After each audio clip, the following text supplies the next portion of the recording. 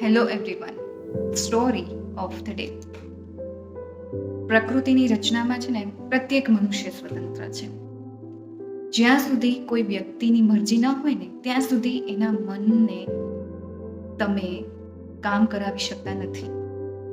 કોઈ પણ કામ છે એ કરાવી શકતા નથી જ્યાં સુધી કોઈ વ્યક્તિની મરજી ન હોય ત્યાં સુધી.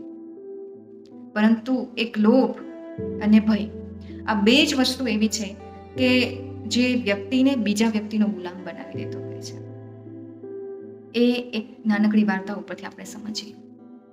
સિકંદર, આપણને બધાને ખબર છે કે સિકંદર અને પૂર્વ, અને સિકંદર છે એ બધી પૃથ્વી જીતવા નીકળ્યો હતો. એટલે પછી ભારતના પશ્ચિમોત્તર પ્રદેશ જીતી અને હવે ગ્રીસ પાછો જતો હતો.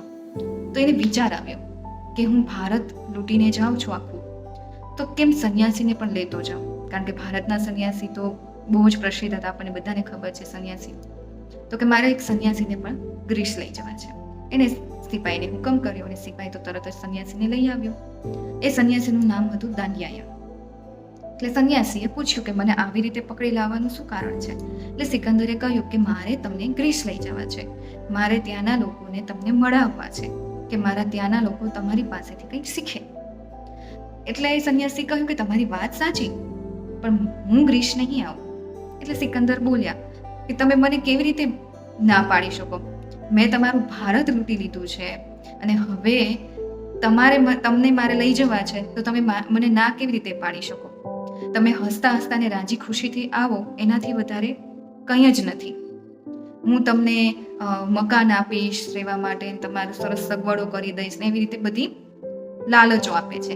એટલે સંન્યાસી કહે છે કે તમે મને જેટલો લોભ બતાવો છો, હું લોભથી મને કંઈ ફેર પડવાનો નથી. મને લાલચ બતાવવાથી કંઈ જ ફેર પડવાનો નથી, કેમ કે મારે ગ્રીસ આવવું જ નથી.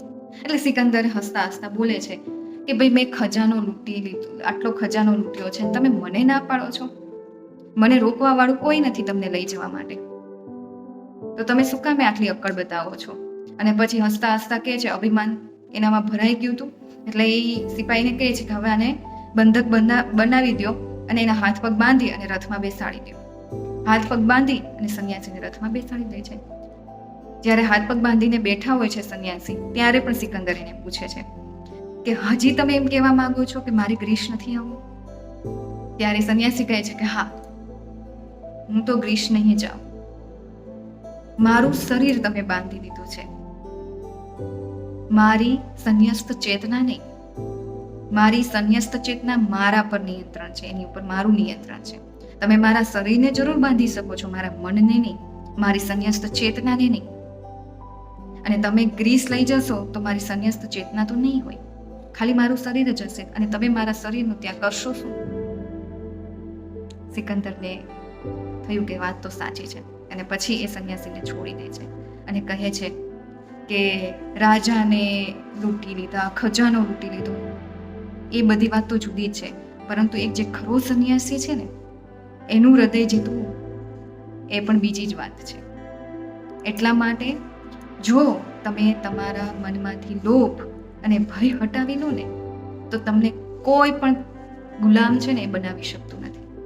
બસ આ લોભ અને ભય છે ને એ હટાવો.